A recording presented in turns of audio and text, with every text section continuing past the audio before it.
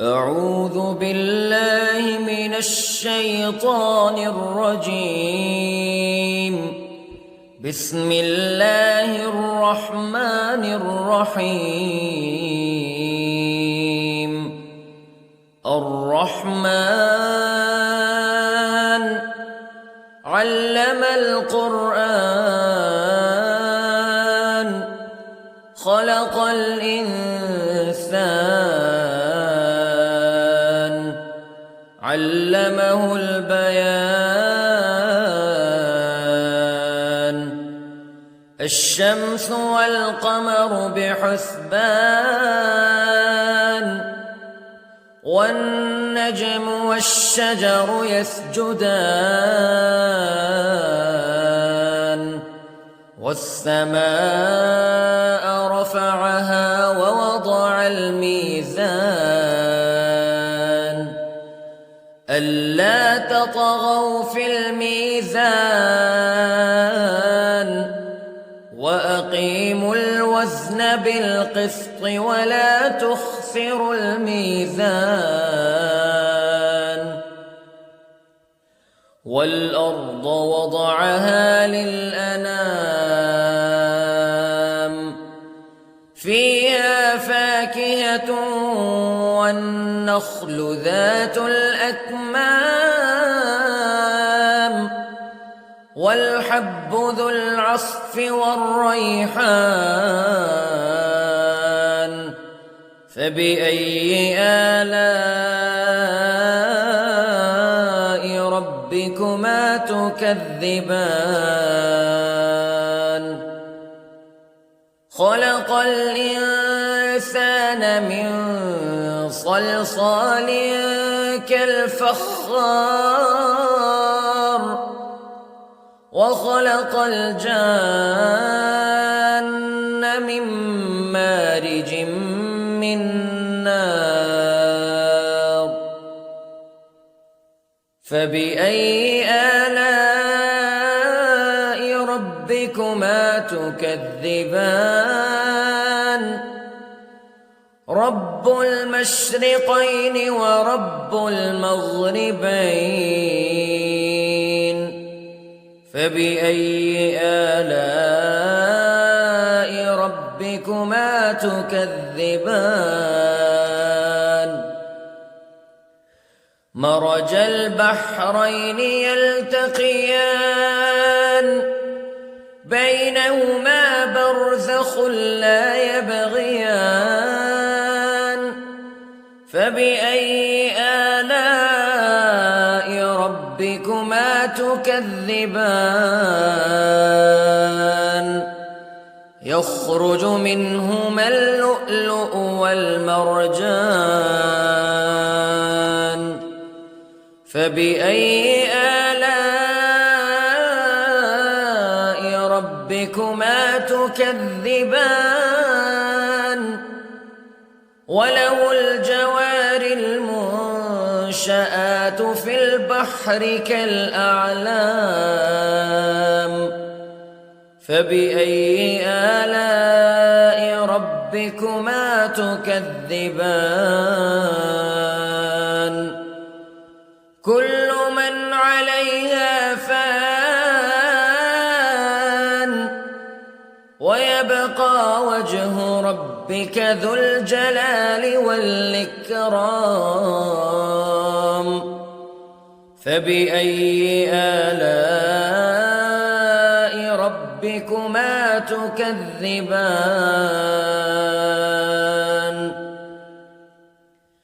يسأله من في السماوات والأرض كل يوم هو في شأن فبأي آلاء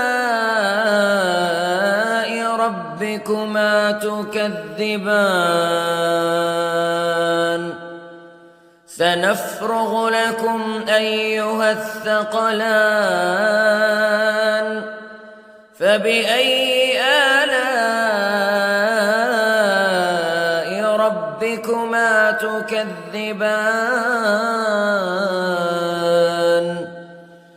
يا معشر الجن والإنس استطعتم أن تنفذوا من أقطار السماوات والأرض فانفذوا لا تنفذون إلا بسلطان فبأي آلاء ربكما تكذبان يرسل عليكما شواظ من نار ونحاس فلا تنتصران فبأي آلاء ربكما تكذبان فإذا انشقت السماء فكانت وردة كالدهان فبأي آلاء ربكما تكذبان فيومئذ لا يسأل عن ذنبه إنس ولا جان فبأي آلاء ربكما تكذبان يعرف المجرمون بسيماهم فيؤخذ بالنواصي والأقدام فبأي آلاء ربكما تكذبان هذه جهنم التي يكذب بها المجرمون يطوفون بينها وبين حميم آن فبأي آلاء ربكما تكذبان ولمن خاف مقام ربه جنتان فبأي آلاء ربكما تكذبان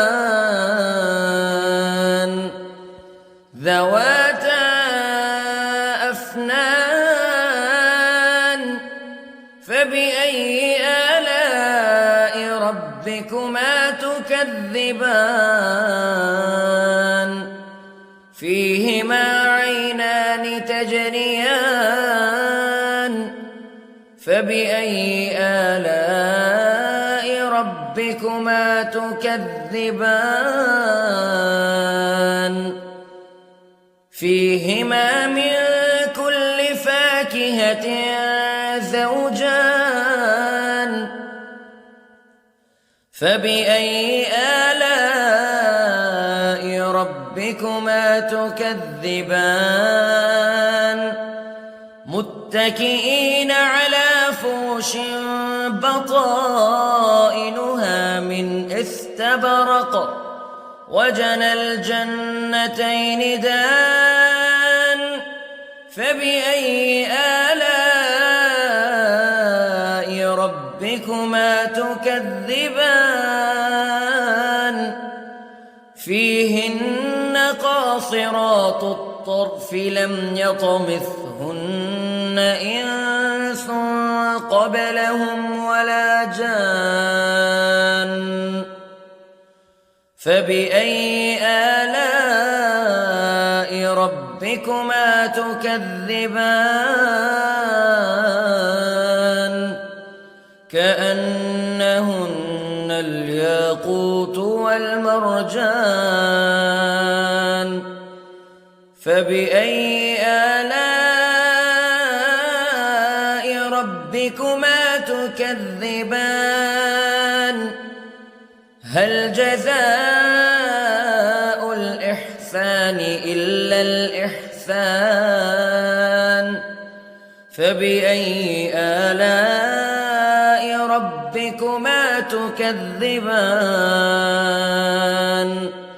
ومن دونهما جنتان فبأي آلاء ربكما تكذبان مدهامتان فبأي آلاء ربكما تكذبان فيهما عينان نضاختان فبأي آلاء ربكما تكذبان فيهما فاكهة ونخل ورمان فبأي آلاء ربكما تكذبان فيهن خيرات حسان فبأي آلاء ربكما تكذبان حور مقصورات في الخيام فبأي آلاء ربكما تكذبان لم يطمثهن إنس قبلهم ولا جان فبأي آلاء ربكما تكذبان متكئين على رفرف خضر وعبقري حسان فبأي آلاء ربكما تكذبان تبارك اسم ربك ذي الجلال والإكرام